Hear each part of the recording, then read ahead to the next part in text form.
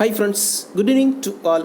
இந்த வீடியோ பதிவில் UGTRB exam ரிலேட்டடாக ஒரு சில இம்பார்ட்டண்டான நியூஸ் பற்றி தான் பார்க்க போகிறோம். அது என்ன அப்படின்னா, அதாவது ஹால் டிக்கெட். ஸோ ஏற்கனவே இந்த எக்ஸாம் அப்படிங்கிறது வந்து ஜனவரி 7, 2024 கண்டக்ட் பண்ணுறதா இருந்துச்சு. ஸோ மிக்ஸாம் புயல் காரணங்களால் அந்த எக்ஸாம் வந்து ஒத்தி வைக்கப்பட்டது. ஸோ அதுக்கான ஹால் டிக்கெட் அப்படிங்கிறது வந்து ஜனவரி 7 எக்ஸாம் கண்டக்ட் பண்ணுறதா இருக்கும்போது கால் டிக்கெட் அப்படிங்கிறது வந்து பப்ளிஷ் பண்ணியிருந்தாங்க. இப்போ எக்ஸாம் போஸ்ட் பண்ணனால எக்ஸாம் வந்து பிப்ரவரி 4 இருக்கிறதுனால இன்னும் வந்து கால் டிக்கெட் வந்து ரிலீஸ் பண்ணலை. எப்போ சார் ரிலீஸ் பண்ணுவாங்க? ஸோ அந்த மாதிரிலாம் நிறைய டவுட்ஸ் வந்து கேட்டுகிட்டே இருக்கிறீங்க. பட் இதுக்கான நியூ கால் டிக்கெட் வந்து ரிலீஸ் பண்ணுவாங்களா, இல்லை ஏற்கனவே ரிலீஸ் பண்ண கால் டிக்கெட்டை வந்து நம்ம பிப்ரவரி 4 நடக்கக்கூடிய எக்ஸாமுக்கு வந்து அதையே நம்ம யூஸ் பண்ணிக்கலாமா, அந்த மாதிரி கேட்டுகிட்டே இருக்கீங்க. அதுக்கான டீட்டெயில்ஸாக இந்த வீடியோ பதிவில் நம்ம பார்க்க போகிறோம்.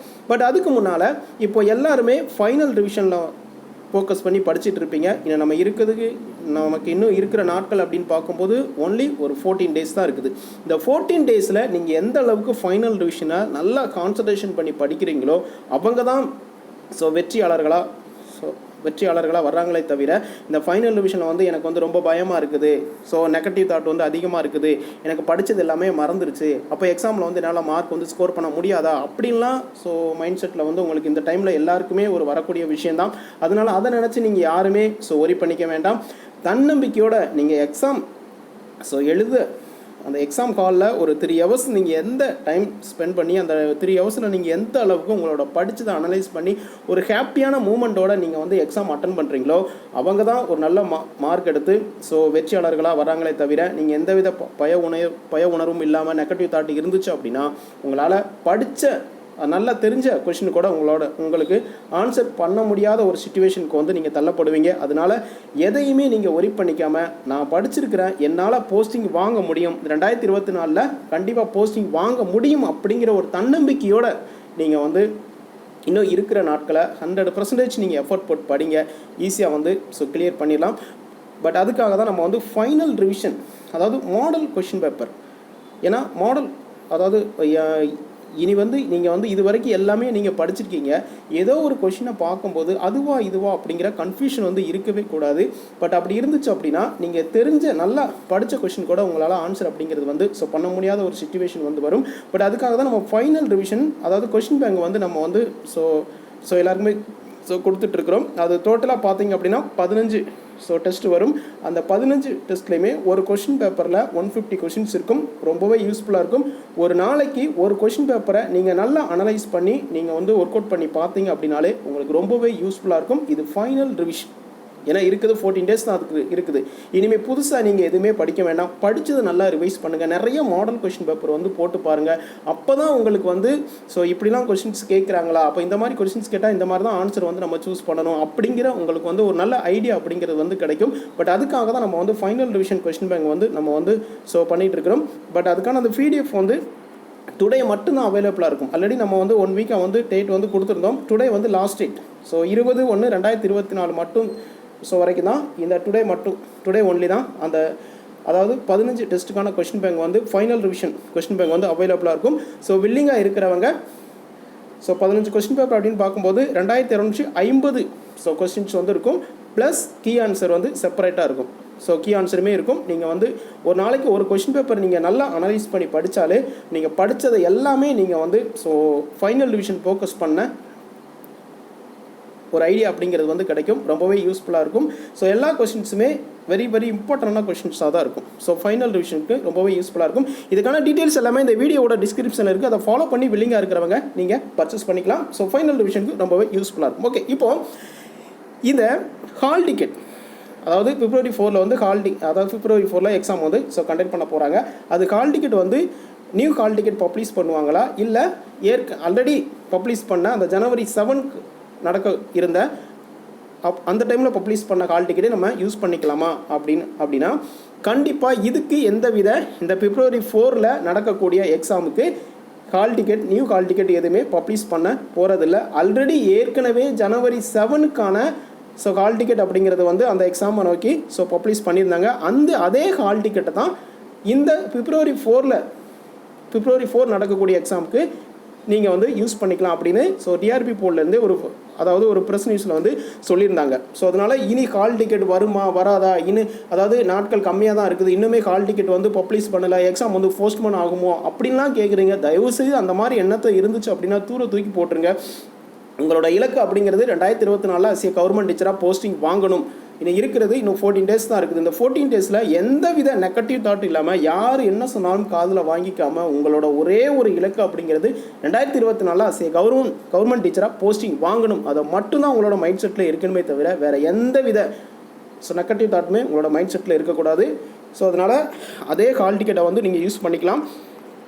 இப்போ பாருங்கள், அதாவது ஆசிரியர் தேர்வு வாரியத்தின் அறிவிக்கை எண், அதாவது 2023 படி 7/1/2024 அன்று நடைபெறவிருந்த பட்டதாரி ஆசிரியர் வட்டார வள மைய ஆசிரியர் பிஆர்டி தேர்வு வரலாறு காணாத பெருமழை மற்றும் வெள்ளத்தால் பாதிக்கப்பட்ட தென் மாவட்டங்களில் உள்ள பணி நாடுனர்கள் மாண்புமிகு முதலமைச்சர் அவர்களுக்கு அளித்த கோரிக்கையினை ஏற்று தேர்வர்களின் சிரமத்தை தவிர்க்கும் பொருட்டு தேர்வர்கள் தேர்வுக்கு தயாராவதற்கும் கால அவகாசம் வழங்குவதை கருத்தில் கொண்டும் தேர்வு தேதி ஒத்திவைக்கப்படுகிறது. ஆல்ரெடி வந்து January 7 நடக்க இருந்தது. ஸோ எக்ஸாம் வந்து February 4 வந்து அவங்க வந்து டேட் வந்து எக்ஸ்டெண்ட் பண்ணியிருந்தாங்க. மேற்கண்ட தேர்வானது வருகிற 4/2/2024 4/2/2024 ஞாயிற்றுக்கிழமை அன்று நடைபெறும் என விண்ணப்பதாரர்கள் அனைவருக்கும் தெரிவிக்கப்படுகிறது. ஸோ இதுதான் இம்பார்ட்டன்ட். 7/1/2024 அன்று நடைபெறவிருந்த மேற்கண்ட தேர்விற்கான நுழைவுச் சீட்டினை 4/2/2024 அன்று நடைபெறவிருக்கும் தேர்விற்கும் பயன்படுத்தலாம் என விண்ணப்பதாரர்களுக்கு இதன் மூலம் தெரிவிக்கப்படுகிறது. ஸோ ஏற்கனவே January 7க்கான பப்ளிஷ் பண்ண ஹால் டிக்கெட்டையே 4/2/2024 நடக்கக்கூடிய எக்ஸாமுக்கு வந்து அதே ஹால் டிக்கெட்டை வந்து நீங்கள் வந்து பயன்படுத்திக்கலாம் அந்த மாதிரி சொல்லியிருக்காங்க. ஸோ அதனால் இனி வந்து ஹால் டிக்கெட் வந்து நியூ ஹால் டிக்கெட் வந்து பப்ளிஷ் பண்ணுவாங்களா மாட்டாங்களா, இல்லை இன்னும் வந்து பப்ளிஷ் பண்ணலாம், அப்போ எக்ஸாம் வந்து டிலே ஆகுமா அப்படின்லாம் தயவுசெய்து நினைக்காதீங்க. ஆல்ரெடி ஹால் டிக்கெட் அப்படிங்கிறத வந்து பப்ளிஷ் பண்ணிட்டாங்க. அதே ஹால் டிக்கெட்டை வந்து நீங்கள் யூஸ் பண்ணிக்கலாம். இது நினச்சி யாருமே நீங்கள் வந்து ஸ்டடியில் கான்சன்ட்ரேஷன் பண்ணாமல் டைமை வேஸ்ட் பண்ணாமல் உங்களோட இலக்கு அப்படிங்கிறது வந்து 2024 கவர்மெண்ட் டீச்சராக போஸ்டிங் வாங்கணும் அப்படிங்கிற ஒரு தன்னம்பிக்கையோடு நீங்கள் படிங்க. இன்னும் உங்களுக்கு 14 days இருக்குது. இந்த 14 daysல இன்னும் எவ்வளவோ படிக்கலாம். புதுசாக எதையுமே நீங்கள் இந்த 14 days படிக்காதீங்க. படித்ததை நல்லா ரிவைஸ் பண்ணுங்கள். நிறையா மாடல் கொஷின் பேப்பர் வந்து போட்டு பாருங்கள்.